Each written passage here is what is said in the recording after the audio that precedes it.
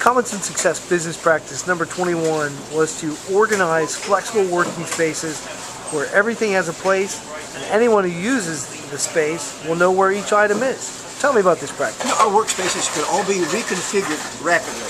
We used furniture that was modular, so we could reconfigure a workspace in a matter of hours.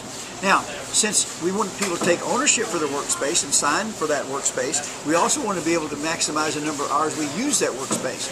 So many times we'd have 2 or 3 people using the same workspace. But each one of those people would have ownership of that space. They would all have certain places just for them to use their equipment.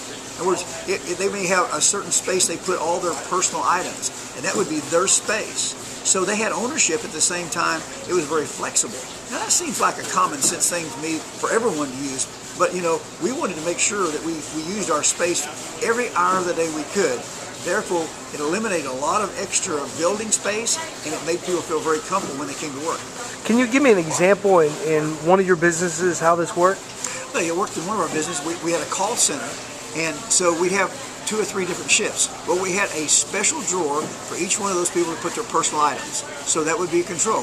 We had certain items that had to be in a certain place all the time. That was the community items. And so if I sat down at that desk, I know exactly where my computer would be. I know exactly where my workspace would be. I know exactly where all my product that I was going to be dealing with that day would be.